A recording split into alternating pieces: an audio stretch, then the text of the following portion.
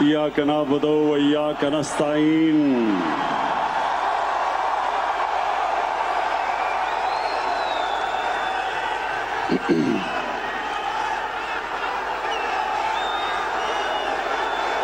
बहुत बहुत शुक्रिया।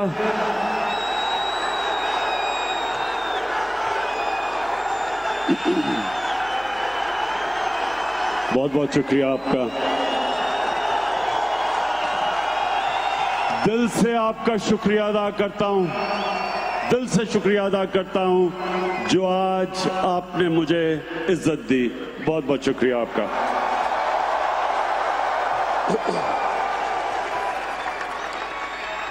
अच्छा, वॉशिंगटन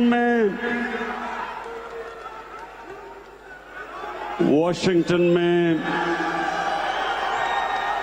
मैंने सोचा था कि एक होटल के अंदर हम 500 1000 अपने पाकिस्तानी बुलाएंगे और मैं आपसे बातचीत करूंगा। मैं सोच भी नहीं सकता था कि इतने बड़े स्टेडियम में आपसे बातचीत होगी।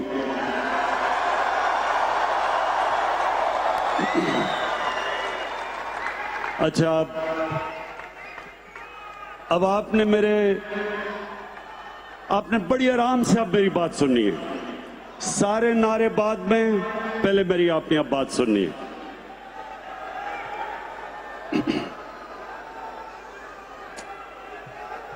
मेरे पाकिस्तानी अमेरिकन, नहीं अभी नहीं, बन गया हूं।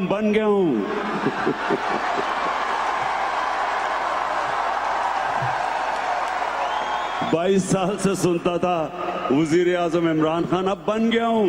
आदी नहीं हो रहे लोग इसके। अच्छा जी सुने, मैं सबसे पहले तो जिधर से भी आप आए हैं, जिन भी शहरों से आप आए हैं, मैं आपको खुशामदीद कहता हूं। और मैं चाहता हूं आराम से मेरी बात सुने, आराम से। मैं कहीं नहीं जा रहा, आराम से आपसे बात करना चाहता हूं। देखिए मेरे पाकिस्तानियों,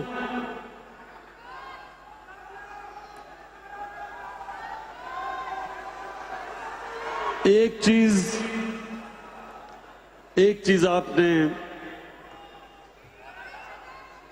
चीज आपने याद रखनी है कि ये जो अल्लाह ने हमें मुल्क दिया, सुने आराम से, पाकिस्तान जो अल्लाह ने हमें मुल्क दिया, ये किसी को भी अंदाजा नहीं है कि ये अल्लाह की कितनी बड़ी नेमत है। ये हमारा मुल्क,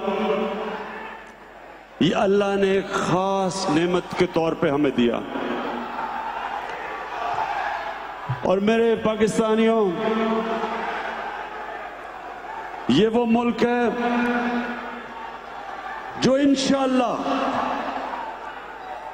ये हर साल आप इसको तब्दील होते देखेंगे। ये हर साल मुल्क ऊपर जाता रहेगा।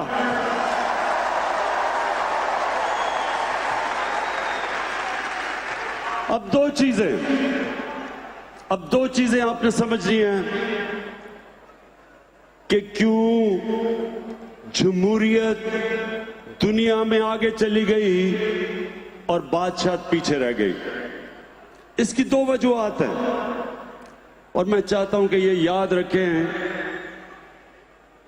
कि ये दो वजह है कि हम क्यों पीछे रह गए और दुनिया आगे चली गई। मेरे पाकिस्तानियों, जमहूरियत के अंदर दो चीजें हैं जो बादशाह में नहीं है। नंबर 1, जमहूरियत के अंदर मेरिट है। बादशाह के अंदर मेरिट नहीं है। खून के ऊपर बादशाह में रिश्तेदारी है, खून है। जमहूरियत के अंदर मेरिट है। दुनिया के अंदर जो मुल्क आगे गए मेरिटोक्रेसी की वजह से। जो मुल्क पीछे रह गए, जितनी कम मेरिट उतना मुल्क पीछे रह गया। मैं आपको सिंपल मिसाल देता हूं, क्रिकेट की मिसाल देता हूं। क्रिकेट में ऑस्ट्रेलिया दुनिया की वो टीम है जो दुनिया में सबसे कामयाब रही है। क्यों कामयाब है? क्योंकि ऑस्ट्रेलिया के अंदर जो उनका निजाम है वो सारा टैलेंट ऊपर ले आता है, मेरिट है। पाकिस्तान, मैं आप सबके सामने कहता हूं, मैं दुनिया में क्रिकेट खेला हूं, सबसे ज्यादा दुनिया में अगर मैंने क्रिकेट का टैलेंट देखा तो वो पाकिस्तान में।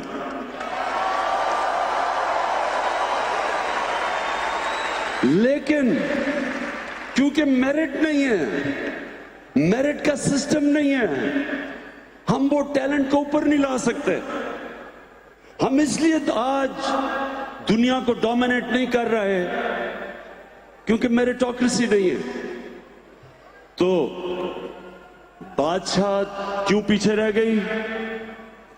अगर एक जबरदस्त बादशाह आया भी, ये जरूरी नहीं कि उसका बेटा भी अच्छा होगा। जमहूरियत के अंदर क्यों जमहूरियत आगे निकल गई? क्योंकि मेरिट के ऊपर लीडरशिप आती रही। ये आपके सामने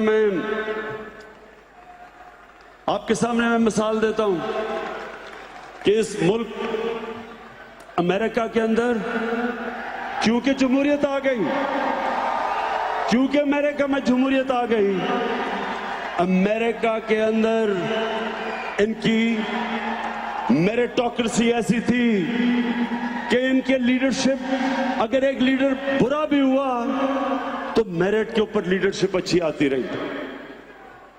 हमारे मुसलमान दुनिया में, आप हिंदुस्तान की मिसाल लें, मैं ही आज, आप पाकिस्तानी हो, आज तो इसलिए ये चीज कह रहा हूं क्योंकि आपको समझना चाहिए कि मुसलमान भी नीचे क्यों रह गए और पाकिस्तान भी आगे क्यों नहीं बढ़ सका। जो पहले 150 साल मुगल बादशाह रहे, हिंदुस्तान दुनिया की सुपर पावर थी। 150 साल जो दुनिया में हिंदुस्तान का जीडीपी था वो 25% से ऊपर था, सुपर पावर थी। एक से एक बेहतर मुगल बादशाह आया। 4 मुगल बादशाहों ने तकरीबन 150 साल हुकूमत की, लेकिन औरंगजेब के बाद जो उसके बच्चे आए, किसी में भी कैपेबिलिटी नहीं थी। तो 7 मुगल बादशाह 13 साल में बदले, सारे एक से एक बदतर आया और वही मुगल एम्पायर खत्म हो गया। उसी तरह ऑटोमन एम्पायर, एक से एक बेहतर ऑटोमन बादशाह आता रहा सुलेमान तक, सुलेमान द मैग्निफिसेंट। उसका बेटा ठीक नहीं था और उधर से नीचे जाना शुरू हो गया। जमहूरियत में क्या होता है? क्योंकि खून के ऊपर नहीं सिलेक्शन होती लीडरशिप की, मेरिट के ऊपर होती है। इसलिए जिस तरह इलामा इकबाल ने भी कहा, शाह वलीउल्लाह ने भी कहा कि मुसलमान पीछे बादशाह की वजह से रह गए। अब पाकिस्तान पे आ जाएं। हमारे मुल्क में कायदे आजम के बाद क्यों नहीं कोई लीडर मिला? एक जुल्फिकार अली भुट्टो थे, एक कैरिस्मेटिक इंटेलिजेंट लीडर थे, लेकिन उसके बाद क्या हुआ? उसके बाद हुआ क्या? हमारे मुल्क में एक किस्म की बादशाह आ गई, मेरिट नहीं आई। जमहूरियत भी जब आती थी मेरिट नहीं आई। नवाज शरीफ को किस तरह लीडर बनाया गया? मिलिट्री डिक्टेटर ने उठा के बना दिया, कोई मेरिट नहीं थी। उनके भाई शहबाज शरीफ क्यों चीफ मिनिस्टर बन गए? उनके भाई थे। आसिफ जरदारी और बिलावल भुट्टो कैसे लीडर बन गए? कागज के पर्चे पे कहा कि जनाब हमारी वालदा हमें छोड़ गई है। उधर वली खान की फैमिली, वो भी फैमिली सिस्टम आ गया। उधर मौलाना फजलुर रहमान, उसके भाई भी और उसके बच्चे आ गए।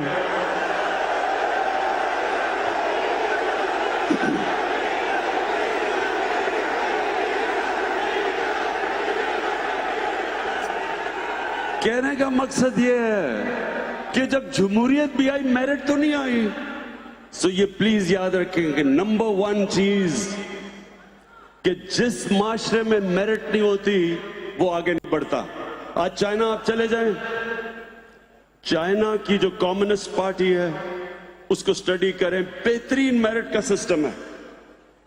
चाइना की कम्युनिस्ट पार्टी जिस तरह हमने पूरा, उन्होंने मुझे प्रेजेंटेशन दी, जबरदस्त सिस्टम है। वो सारे मुल्क से बकायदा देखते हैं कि कोई हर फील्ड में मेरिट ऊपर कैसे आ रहा है।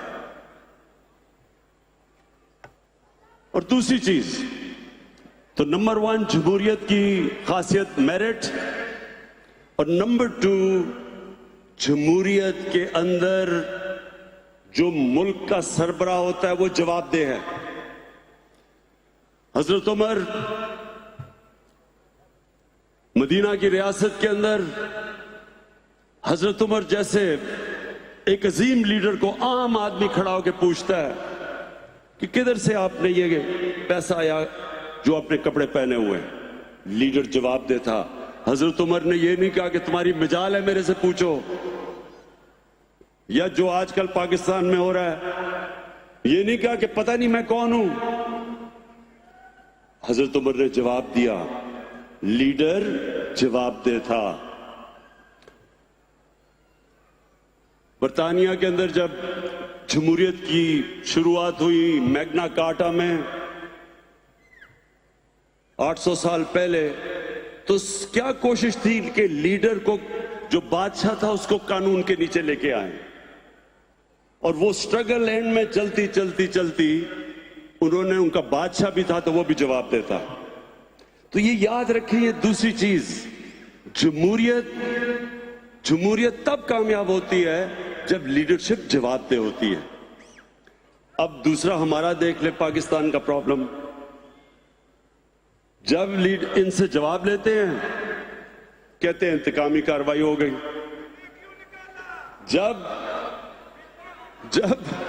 जब अदालत फैसला करती है तो कहते हैं क्यों निकाला।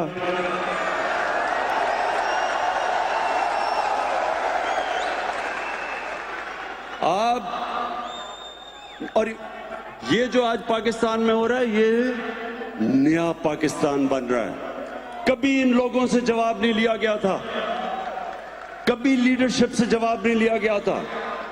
लोग कहते हैं ना जी कि किधर है नया पाकिस्तान, आपकी आंखों के सामने नया पाकिस्तान बन रहा है।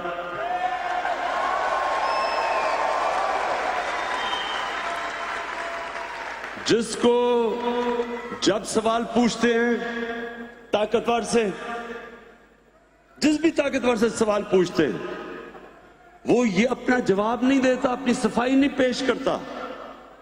वो कहता है इंतकामी कार्रवाई है। एक तो सारे मेरी तारीफ करना शुरू कर देते हैं, जिससे पूछो, शाहिद खाकान अब्बासी से पूछो, आसिफ जरदारी से पूछो, नवाज से पूछो, शहबाज, सारे मुझे कहते हैं कि जी इमरान खान करवा रहे हैं। क्या करवाया इमरान खान ने? सारे केसेस इनके ऊपर पुराने हैं, हमने कोई केस नहीं किया, ये इनके जमाने के केसेस हैं। हमने सिर्फ इदारों को आजाद किया है, हमने सिर्फ नैब को आजाद किया है, हमने FIA को आजाद किया है।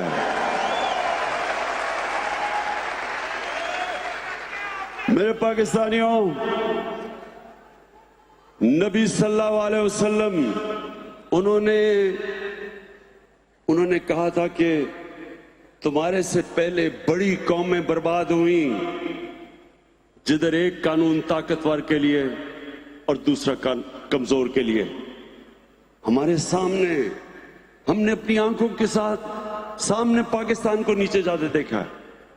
मैं जब बड़ा हो रहा था 1960s के अंदर पाकिस्तान सबसे तेजी से तरक्की कर रहा था बर्रे सगीर में, बल्कि एशिया में पाकिस्तान की मिसाल दी जाती थी। वो मुल्क जो सबसे तेजी से तरक्की कर रहा था, इंडस्ट्रियलाइज हो रहा था। हमारी ब्यूरोक्रेसी सारी एशिया में सबसे टॉप पे ब्यूरोक्रेसी मानी जाती थी। हमारे हॉस्पिटल, मैं गवर्नमेंट हॉस्पिटल में पैदा हुआ था। गवर्नमेंट हॉस्पिटल का बेहतरीन स्टैंडर्ड था। हमारी यूनिवर्सिटीज की डिग्रीज दुनिया में एक्सेप्ट होती थी। मिडिल ईस्ट से लोग हमारे पाकिस्तान में पढ़ने आते थे। एचएसएन कॉलेज जिधर मैं पढ़ा हूं, वहां मलेशिया के शहजादे आके पढ़ते थे। बाहर से लोग आके पढ़ा करते थे पाकिस्तान में। और वही पाकिस्तान को हमने आहिस्ता आहिस्ता नीचे जाते देखा। और वो नीचे क्यों गया? एक तो बदकिस्मती से जो 70s में एक सोशलिज्म आई, जो ना सोशलिज्म थी, ना तीतर था ना बटेर था, उसकी वजह से हमारी इंडस्ट्रियल ग्रोथ रुक गई। लेकिन असल तबाही 1985 के बाद आई। 1985 के बाद नॉन पार्टी इलेक्शंस में पहली दफा पैसा चलना शुरू हुआ। पहली दफा सियासत के अंदर रिश्वत चलनी शुरू हुई। पहली दफा सियासत के अंदर डेवलपमेंट फंड्स के नाम पे सियासतदानों को खरीदा गया। छांगा मांगा में रेस्ट हाउस में सियासतदानों को नीलाम किया गया। और हमने अपनी सामने पाकिस्तान को नीचे जाते देखा। तो आज हम जब इस मुल्क को उठा रहे हैं, ये दो चीजें हमने लेके आनी है। एक कि जो भी पब्लिक ऑफिस होल्डर है, जो मुल्क का सरबराह है, वो कौम को जवाब दे।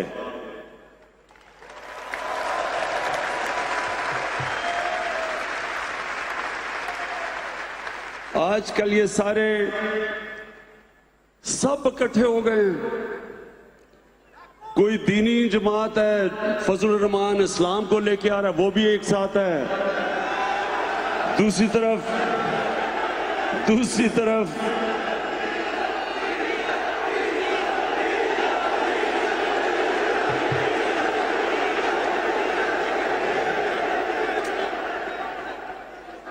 वो कह रहे हैं कि पहली दफा पाकिस्तान की असेंबली डीजल के बगैर चल रही है। तो फजलुर रहमान, दूसरी तरफ सेकुलर बिलावल भुट्टो, वो भी साथ मिल गया है। फिर नून लीग जिसका पता ही नहीं कि वो क्या है, वो भी साथ है। सब इकट्ठे हैं। इनका सब एक मकसद है, सिर्फ एक मकसद है। इनका सिर्फ एक मकसद है।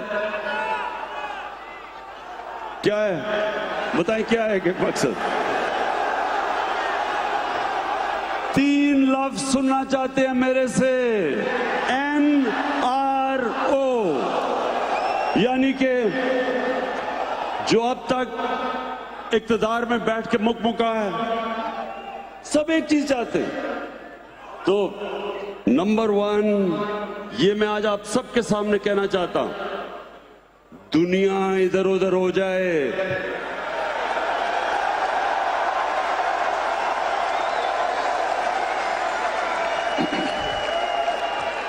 मुझे बल्कि बाहर से भी सिफारिशें भिजवाई हैं। एक आध बादशाह ने भी मुझे सिफारिश की है। लेकिन ये वक्त है, आज अगर हम खड़े हो गए, हमने ताकतवर का आज एहतसाब कर दिया, इनकी प्रॉपर्टीज अटैच करनी हमने शुरू कर दी हैं, इनकी बेनामी प्रॉपर्टीज हमने पकड़नी शुरू कर दी हैं। इनने जो अरबों अरबों रुपया बाहर लेके गए हैं, बाहर की गवर्नमेंट से हमने बातचीत शुरू कर दी है कि ये पैसा वापस लेके आए।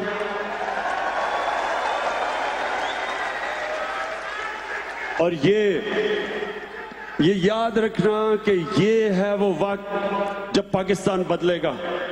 आपके सामने बदल रहा। और दूसरी चीज, हमने पाकिस्तान में मेरिटोक्रेसी लेके आनी है, मेरिट का सिस्टम लेके आना है। मैं आप सबसे ज्यादा, मैं भी एक ओवरसीज पाकिस्तानी बड़ी देर रह चुका हूं। मैं 18 साल की उम्र में बाहर गया, क्रिकेट खेलने गया, पहले पढ़ाई की, फिर 18 साल तक बाहर, आधा साल बाहर रहता था, क्रिकेट खेलता था। तो मेरा सबसे ज्यादा ओवरसीज पाकिस्तानी के साथ राब्ता रह चुका है। मैंने अमेरिका में भी पाकिस्तानी कम्युनिटी देखी शुरू में। मैंने इंग्लैंड में खास तौर पे अपनी पाकिस्तानी कम्युनिटी को आते देखा, first generation, second generation, third generation अपने सामने देखा। मैंने जो एक नतीजे पे आया वो ये कि हमारे लोग जब उनको मौका मिलता है, जब जो अंग्रेजी में कहते हैं लेवल प्लेइंग फील्ड मिलती है, जब उनको एक ऐसा निजाम मिलता है जिधर मेहनत का फल मिलता है, जिधर वो मेहनत करता है उसको फल मिले, हर जगह मैंने पाकिस्तानियों को ऊपर आते देखा, एक्सेल करते देखा।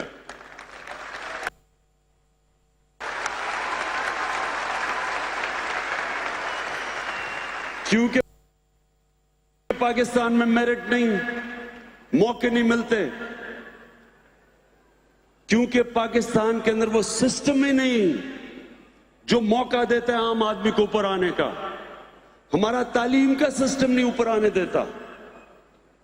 किस मुल्क में है इंग्लिश मीडियम थोड़े से तबके के लिए, उर्दू मीडियम बाकियों के लिए, फिर दीनी मदरसे? किस मुल्क में 3 सिस्टम चलते हैं? हमारा तालीम का निजाम ही हमारे निचले कमजोर तबके को ऊपर नहीं आने देता। एजुकेशन अपार्थाइड है, और यहां इधर मौके मिलते हैं लोगों को। हमने कितने, मैंने अपनी आंखों के सामने मजदूर देखे आते हुए इंग्लैंड, उनके बच्चे मुफ्त गवर्नमेंट स्कूलों में पढ़े और वो देखते देखते किधर से किधर पहुंच गया। तो क्यों नहीं कर सकते हम अपने मुल्क में? और इंशाअल्लाह ये है पहली दफा पाकिस्तान में, अब ये पहली दफा हो रहा है पाकिस्तान में कि हम गवर्नमेंट स्कूलों के अंदर सिस्टम ठीक कर रहे हैं, एक सिलेबस लाने की कोशिश कर रहे हैं सारे स्कूलों के अंदर कि एक मेन सिलेबस हो सबके लिए।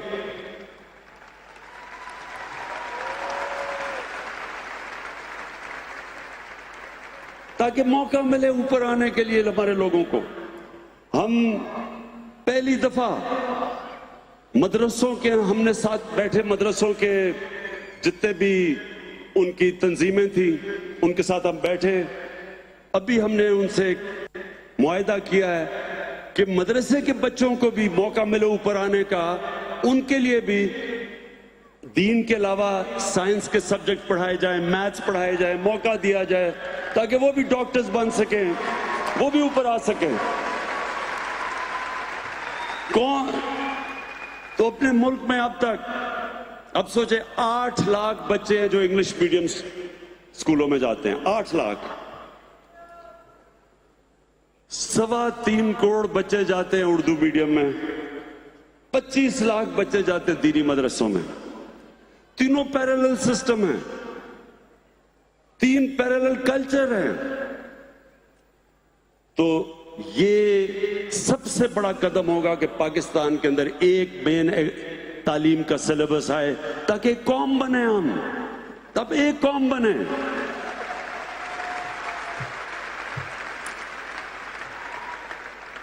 और मेरिट का सिस्टम तब आएगा पाकिस्तान में जब ये जो खानदानों की सियासत है ये खत्म हो, ये जो जागीरदाराना निजाम है ये खत्म हो। और ये पहली पार्टी है आपकी, तहरीक इंसाफ पहली पार्टी है। कोई इमरान खान का रिश्तेदार किसी ओहदे पे नहीं है, कोई मेरा दोस्त किसी ओहदे पे नहीं है। ये पहली पार्टी है जो मेरिट के ऊपर लोग आ रहे हैं। और इंशाल्लाह इस पार्टी से हम आपको नए लीडर निकाल के दिखाएंगे। जिस तरह मुराद सईद एक आम स्टूडेंट से उठ के एक लीडर बन गया है, फेडरल मिनिस्टर है आज, किसी का रिश्तेदार नहीं है। और हमाद अजहर अभी एक हमारा नया लीडर उभरा है जिसको फिर हमने फेडरल मिनिस्टर बनाया है। कहने की मैं ये कोशिश कर रहा हूं कि ये मुल्क, हमारा मुल्क आपके सामने उठेगा, आपके सामने आप देखेंगे कि सिर्फ हम निजाम ठीक करके मौका देंगे निचले तबके को ऊपर आने का। मैं आपको एक मिसाल देता हूं नमल यूनिवर्सिटी की। मैंने नमल यूनिवर्सिटी क्यों बनाने का फैसला किया? क्योंकि मियांवाली के अंदर मैं जब हल्के में फिरता था तो बेरोजगारी थी, नौजवान बेरोजगार फिर रहा था, जुर्म की तरफ जा रहा था, मंशियात की तरफ जा रहा था। तो मैंने सोचा एक टेक्निकल कॉलेज बनाऊंगा ताकि हुनर सीखे। लेकिन वो जगह इतनी खूबसूरत थी कि मैंने यूनिवर्सिटी बना दी। अब आप ये सोचें कि वहां उर्दू मीडियम के बच्चे, उनको पहले हमने अंग्रेजी पढ़ाई, फाउंडेशन कोर्स करवाया, ब्रैडफोर्ड के साथ वो यूनिवर्सिटी की एफिलिएशन करी। ब्रैडफोर्ड इंग्लैंड की यूनिवर्सिटी थी।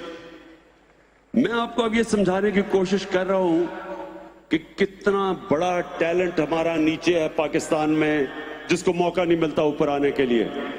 वही बच्चे उर्दू मीडियम स्कूल से उठ के पहले इंग्लिश सीखी, फिर ब्रैडफोर्ड यूनिवर्सिटी की डिग्री उन्होंने बैठ के ली, और ब्रैडफोर्ड यूनिवर्सिटी में सिर्फ 12 या 13% बच्चों को फर्स्ट डिवीजन मिलती है। नमल में 55 से 60% बच्चों ने फर्स्ट डिवीजन ली। तो आप ये खुद सोचें कि कितना ज्यादा हमारा टैलेंट जाया हो रहा है पाकिस्तान में, क्योंकि हमारा निजाम ही एलीट का है, ऊपर ही नहीं आने देता लोगों को। तो सबसे ये दूसरा बड़ा हमारा चैलेंज है। लेकिन मैं आज अपने इतने बड़ा क्राउड जो पाकिस्तानी आए हुए, मैं आपको एक और चीज कहना चाहता हूं कि हमने जितना जितना टाइम गुजरता जा रहा है, ये 10 महीने, मैंने खुद, मुझे अंदाजा नहीं था कि अल्लाह ने पाकिस्तान को क्या क्या दिया।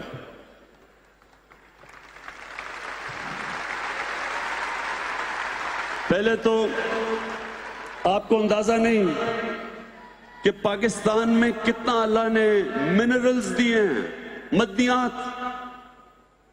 जो पाकिस्तान के पास तांबे के जखीरे हैं, वो दुनिया में 4-5 बड़े मुल्कों के मुकाबले में अरबों अरबों डॉलर के जखीरे पड़े हुए वहां।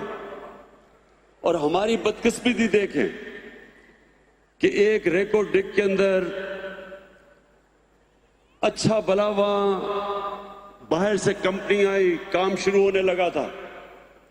अब वो मैंने इंक्वायरी की है, पता चलेगा कि क्या वजूहात है, कि क्या वजह है कि वो सुप्रीम कोर्ट ने फैसला करके उस कॉन्ट्रैक्ट को खत्म किया, जो आज हमें बहुत ज्यादा एक इंटरनेशनल कोर्ट के अंदर फाइन भी हुआ है उसका $6 अरब का।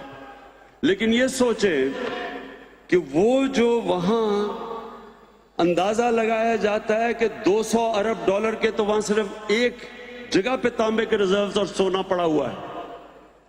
तो 10 साल से कोई काम ही नहीं हो रहा क्योंकि कोर्ट केस हो गया। और इसके पीछे क्या होगा? आज मैं बता रहा हूं कि इसके पीछे करप्शन थी, पैसे मांग रहे थे, रिश्वत थी। और यही वजह है, याद रखें पाकिस्तानियों, हमारा मुल्क पीछे रह गया सिर्फ एक वजह से, करप्शन। बड़ी बड़ी कंपनीज पाकिस्तान में नहीं आती। आज मैंने इन्वेस्टमेंट के लिए कंपनीज को आज मिला हूं, कतर में मिला हूं, सऊदी अरेबियन कंपनीज में, चाइना की कंपनीज मिला हूं। हर कंपनी एक ही बात करती है कि वो इसलिए पाकिस्तान नहीं आते क्योंकि वहां पैसे मांगते हैं, करप्शन है, रिश्वत मांगते हैं। तो ये अपने ज़हन में डाल दें कि अल्लाह ने इस मुल्क को पहले तो मिनरल्स दिए हैं, तांबा दिया, कोयले के बड़े रिजर्व्स हैं। पाकिस्तान को तो कभी बिजली की कमी 100 साल तक नहीं होनी चाहिए, जितने बड़े सिर्फ कोयले के रिजर्व हैं थर के अंदर। 180 अरब टन का कोयला पड़ा हुआ है पाकिस्तान में, 180 अरब टन। यानी इसका मतलब सऊदी अरेबिया से ज्यादा बिजली पाकिस्तान में कोयले से बना सकते हैं हम। अभी मैं 2 हफ्ते पहले मुझे दुनिया का टॉप जो मिनरल की कंपनी ऑस्ट्रेलिया की, उसका नाम है एंड्रू फॉरेस्टर है, वो मुझे मिलने आया। वो मुझे कहता कि सारी दुनिया को पता है कि पाकिस्तान में कितने ज्यादा तांबे के रिजर्व्स हैं, कोयले हैं, सोना है, लेकिन कहता दुनिया इसलिए नहीं आती, करप्शन की वजह से लोग पैसे मांगते हैं। तो ये मैं आज आपको बता रहा हूं कि इंशाल्लाह आप देखेंगे कि ये अब कंपनीज पाकिस्तान आएंगी, बड़ी बड़ी कंपनीज, क्योंकि हमारे पास तो पैसा नहीं है जो मिनरल्स जो इनकी एक्सप्लोरेशन करें। तो ये कंपनीज आएंगी, जितना भी हमारे ऊपर अभी कर्जा चढ़ा के ये गए हैं पिछले वाले, इंशाल्लाह सिर्फ और सिर्फ क्लीन गवर्नमेंट दे के, करप्शन खत्म करके, इंशाल्लाह हम आपको दिखाएंगे इस पाकिस्तान को उठा के।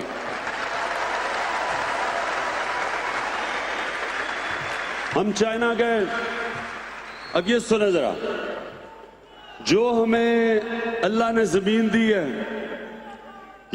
ये जो हमारे पास जमीन है, ये जरखेज तरीन जमीन है। हम अभी चाइना गए, चाइना की कंपनीज से हमने MOU साइन किया CPEC के अंदर।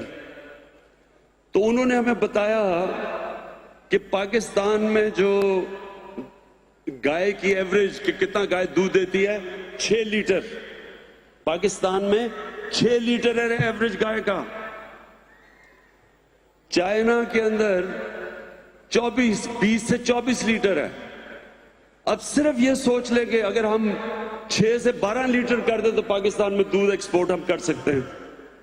मैं सिर्फ आपको मिसालें दे रहा हूं कि इस मुल्क में अल्लाह ने इतना कुछ दिया है, लेकिन हमने ना इसके ऊपर इन्वेस्टमेंट की, ना तवज्जो दी। तो इंशाल्लाह जो चाइना से हमने अब साइन किए हैं कॉन्ट्रैक्ट्स CPEC के अंदर, और जो हमारे से MOU साइन किए हैं, वो हमारे तो हर इशू, हर जगह टेक्नोलॉजिकल हमारे लिए मदद भी कर रहे हैं, इंडस्ट्री रीलोकेशन कर रहे हैं CPEC के अंदर। तो इंशाल्लाह आप देखेंगे आने वाले दिनों में कि हम पाकिस्तान को हर चीज में, इंडस्ट्री में भी आप देखेंगे डेवलपमेंट। और वो जो मेरा ख्वाब है कि एक दिन बाहर से दुनिया पाकिस्तान में नौकरियां ढूंढने आएगी।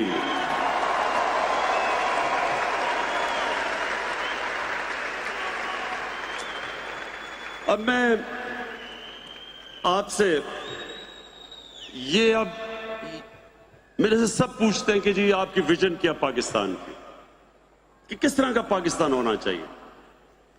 तो मैं ये आपके सामने अपनी विजन रखता हूं। मैं ये समझता हूं कि ये बड़ा जरूरी है आप सबको समझना, क्योंकि हर कौम किसी मकसद के लिए पैदा होती है। हर कौम का एक मकसद होता है, एक विजन होती है, एक नजरिया होता है। पाकिस्तान बना था और उसका एक बड़ा ख्वाब था पाकिस्तान।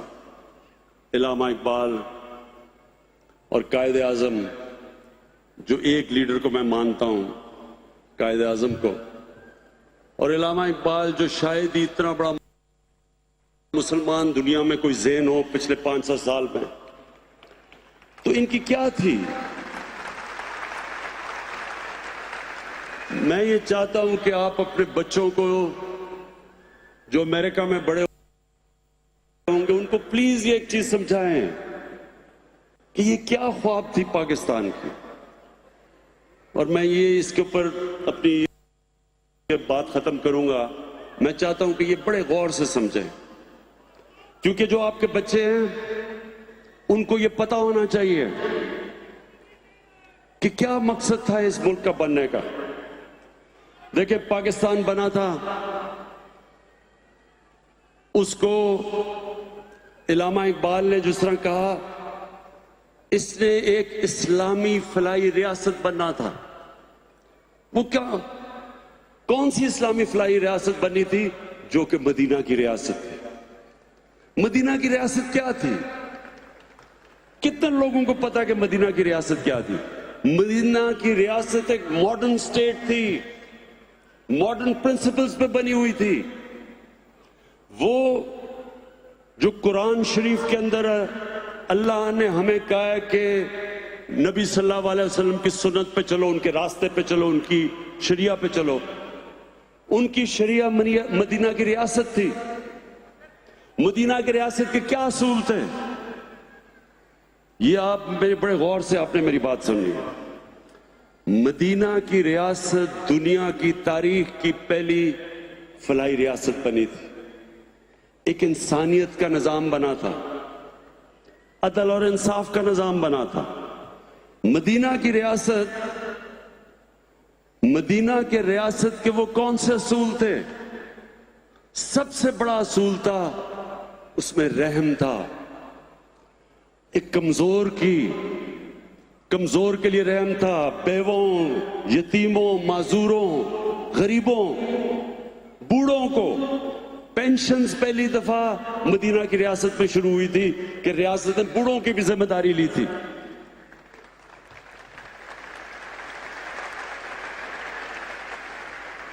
पैसे नहीं थे, वो गरीब थे। उनके साथ दो सुपर पावर्स थी, पर्शियन एम्पायर और रोमन एम्पायर। पैसा तो उनके पास था, वहां अमीर अमीर था, गरीब गरीब था। इनके पास तो पैसा भी नहीं था।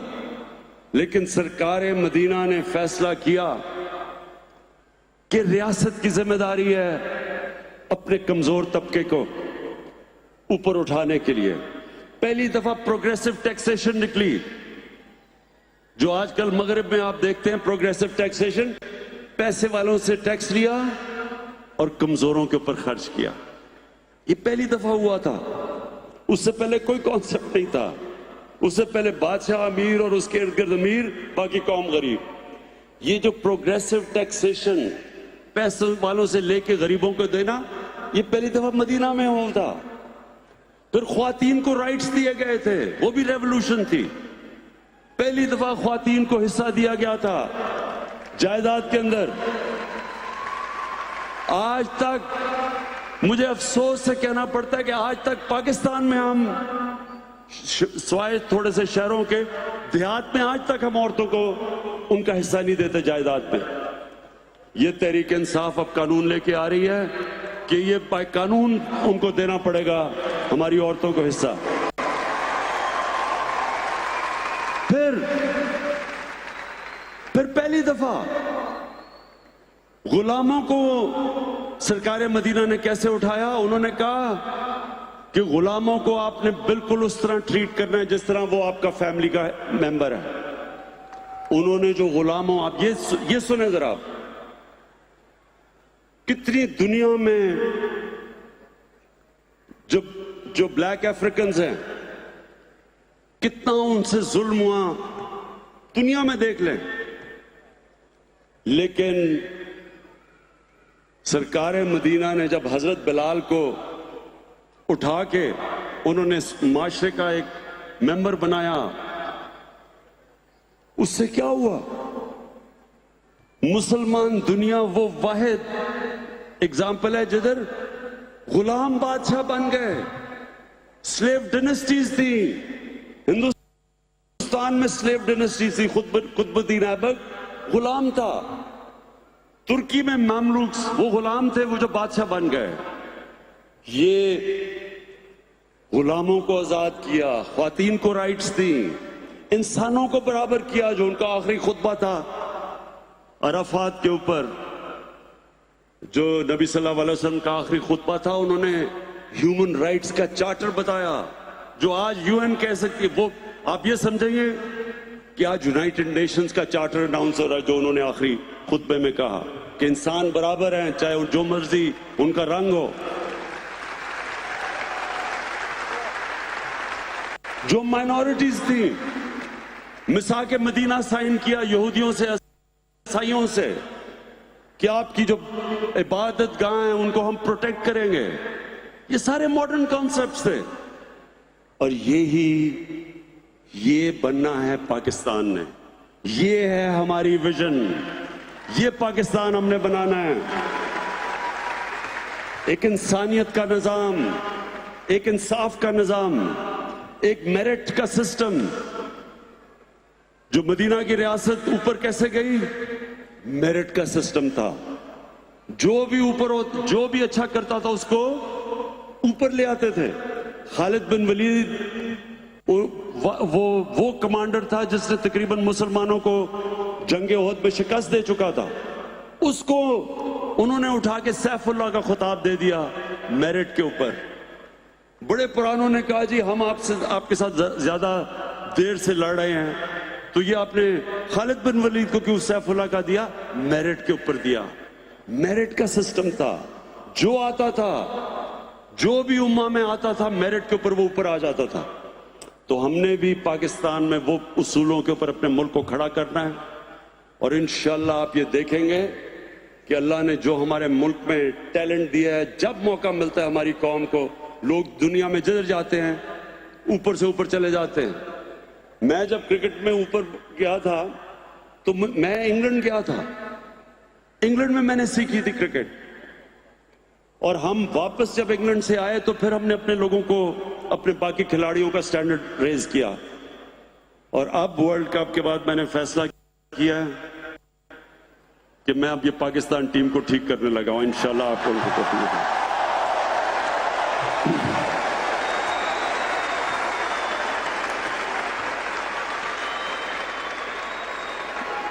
काफी मायूसियां हो चुकी हैं। इंशाल्लाह जो अगला वर्ल्ड कप में आप जो पाकिस्तानी टीम देखेंगे, अभी मेरे ये लफ्ज याद रखना कि वो टीम बिल्कुल एक ऐसी प्रोफेशनल टीम आपको लेके आएंगे ग्राउंड के अंदर, बेस्ट टीम लेके आएंगे। और सिस्टम ठीक करेंगे, निजाम को ठीक करेंगे, निजाम ऐसा लेके आएंगे कि इंशाल्लाह बेहतरीन टैलेंट पाकिस्तान का ऊपर आएगा। अब एक फर्स्ट क्लास स्ट्रिक्ट वो इंशाल्लाह मैं आपको करके दिखाऊंगा, उसी तरह बाकी खेलों के अंदर। लेकिन मेरी आखिर में, हाँ, पीआईए की फिक्र ना करें, मुझे पीआईए का भी पता है, पीआईए का भी हम ठीक कर रहे हैं। आपको ये मैं बता दूं, जब हमें इक़्तिदार मिला, आप यकीन करें एक इदारा नहीं था जो रिकॉर्ड खसारा नहीं कर रहा था। पीआईए, वापडा, रेलवे, जो भी इदारा ले, बिजली यानी गैस, सब नुकसान कर रहे थे। और अभी भी ये पूरी जंग चली हुई है। ये इंशाल्लाह हमारा एक थोड़ा मुश्किल वक्त है, ये हमारा मुश्किल वक्त है। 4 महीने, 6 महीने, साल तक रहेगा, लेकिन इंशाल्लाह हम आपको पाकिस्तान को निकाल के दिखाएंगे, इस मुल्क को अपने पैर पे खड़ा करेंगे। जो ताजर आज पाकिस्तान में कह रहे हैं कि हम रजिस्टर नहीं होंगे, सब सुन लें मेरी बात, कि जो कर्जा पाकिस्तान पे चढ़ा हुआ है, सारे ताजरों को रजिस्टर होना पड़ेगा। और अगर सब मिलके थोड़ा थोड़ा टैक्स दें, कोई मुश्किल नहीं है पाकिस्तान को कर्जों की दलदल से निकालना। लेकिन ये नहीं होगा कि मुल्क, आज सुने जरा पाकिस्तान का हाल क्या है, जो हमें पाकिस्तान मिला था। पहले सबसे कम टैक्स पाकिस्तानी देते हैं, दुनिया में सबसे कम टैक्स जीडीपी रेशियो है पाकिस्तान का। ऊपर से जो इन्होंने कर्जे चढ़ाए, अच्छा मैं जरा आपकी नॉलेज टेस्ट करना चाहता हूं, 10 साल पहले कितना पाकिस्तान का कर्जा था?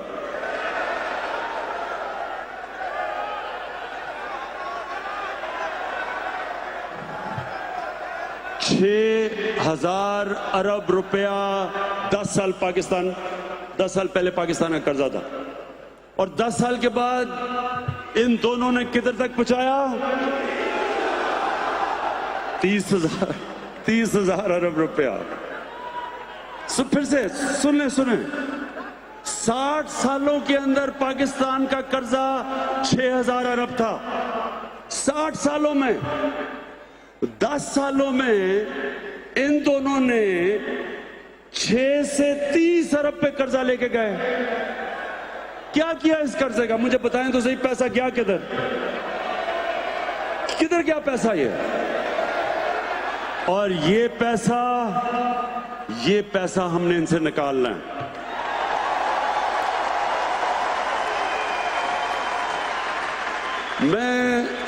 फिर से इनको कहना चाहता हूं, जो मर्जी आपने करना करें, सब इकट्ठे हो जाते हैं जी जमहूरियत बचाने के लिए, अपने पैसे बचाने के लिए सब इकट्ठे हो जाते हैं। आप इकट्ठे हो जाएं। आपने धरना करना है, मैं आपको कंटेनर दूंगा, उसमें धरना भी कर लें। आपने जलसे जुलूस करने हैं, वो कीमे के नान के बगैर आपके लोग नहीं निकलते। हम शायद तहरीक इंसाफ के वर्कर ही भेज दें थोड़े से, ताकि आपके जलसे थोड़े से बड़े हो जाएं। जो मर्जी करना करें, आपको पैसा वापस करना पड़ेगा।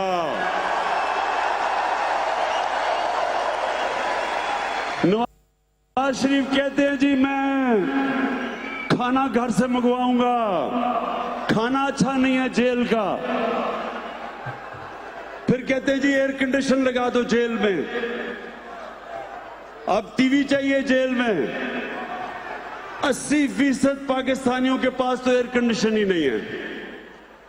80% कम से कम 60% के पास टीवी नहीं है। तो अगर हमने आपको जेल सजा के लिए भेजा हुआ है, तो जिस तरह के ये जेलों में रह रहे हैं, इससे ये तो सजा नहीं है। लोग तो खुशी से, आधी पब्लिक तो खुशी से जेल में जाएगी अगर उनको टीवी भी मिल जाए, खाने भी मिल जाए, एयर कंडीशन भी मिल जाए। सजा तो ना हुई है। तो मैं ये आप सबको आज वॉशिंगटन, आज सबको ये कहना चाहता हूं कि वापस जाके मैं ये टीवी शीवी तो जेल से निकालू ना मैं।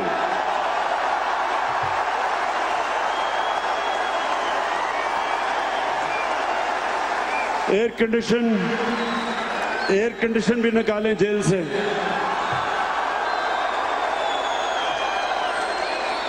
मुझे पता है मरियम बीबी बड़ा शोर मचाएगी, लेकिन मरियम बीबी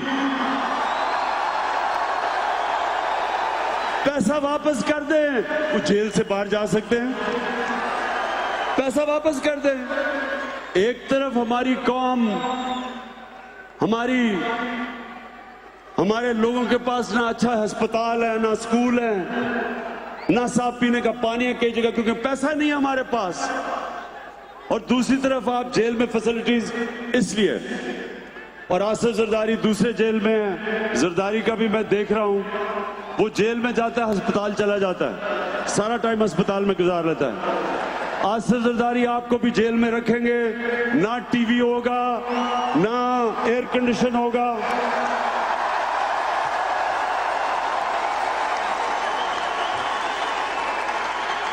बड़ा आसान है जेल से निकलना। पैसा वापस करो, हम जेल से आपको निकाल देंगे। अच्छा, और एक और, अब खाकान अब्बासी बार बार तकरीरें कर रहे थे कि मुझे जेल में डालो, अगर मैंने कुछ गलत किया तो जेल में डाल दिया अब हमने उसे।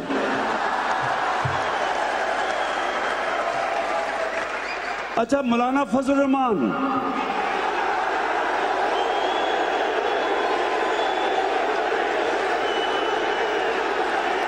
मौलाना फजल रहमान कहता है ऑपोजिशन को कि क्या तब हम सब इकट्ठे होंगे जब हम सब जेल में होंगे? हाँ मौलाना फजल रहमान, अब जब सब जेल में इकट्ठे होंगे। देखे पाकिस्तानियों, ये है तब्दीली। कभी आज तक कभी ताकतवर को पाकिस्तान के कानून ने कभी भी उसका एहतसाब नहीं किया, और ये है सबसे बड़ी तब्दीली। और इसी वजह से ये इंशाल्लाह हमारी कौम उठेगी, इसी वजह से इंशाल्लाह हमारा मुल्क एक अजीम मुल्क बनेगा। अच्छा, अब क्या चाहते हैं? मैं डोनाल्ड ट्रंप से क्या कल बातें करूं?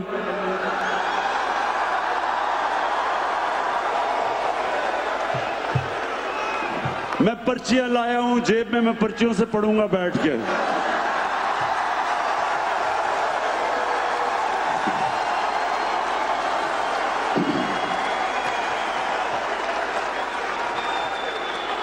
मुझे बड़ा फख्र है इस चीज पे कि मैं पहले दिन से कह रहा था कि अफगानिस्तान में कोई मिलिट्री सॉल्यूशन नहीं है। मैं बार बार कहता रहा कि जंग से मसला नहीं हल होने लगा। मुझे हर किस्म की मुझे बुरा भला कहा गया, दहशतगर्द कहा गया, तालिबान खान कहा गया, पता नहीं क्या क्या कहा गया, लेकिन अल्लाह अल हक है, सच का खुदा है। आज सारी दुनिया कह रही है कि अफगानिस्तान में मिलिट्री सॉल्यूशन नहीं। तो इंशाल्लाह मैं आपका केस रखूंगा डोनाल्ड ट्रंप के सामने। आपको बिल्कुल इंशाल्लाह शर्मिंदा नहीं होने दूंगा। मैंने जब 23 साल पहले पॉलिटिक्स में आया था, मैंने एक चीज कही थी, वो मैं आज उस पर अपनी तकरीर खत्म करता हूं। पाकिस्तानियों, 23 साल पहले मैंने एक चीज कही थी, मैं उस पर अपनी बात खत्म करता हूं, और वो ये था कि ना आज तक मैं कभी किसी के सामने झुका हूं,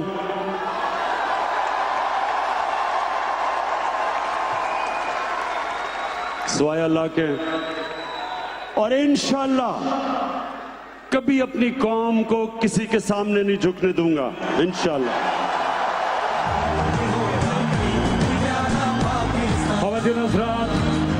आपको बहुत बहुत मुबारक हो, क्योंकि अमेरिका की तारीख का ना सिर्फ ओवरसीज पाकिस्तानीज का सबसे बड़ा ये मजमा है, बल्कि अमेरिका की तारीख का बड़े बड़े पॉलिटिकल गैदरिंग्स में इसका शुमार होता है। आपको बहुत बहुत मुबारक हो। और जो ट्रेंड की बात कर रहा था, डीसी में नंबर 1, पाकिस्तान में नंबर 1 और दुनिया में टॉप 3 में चला गया इमरान खान का जलसा।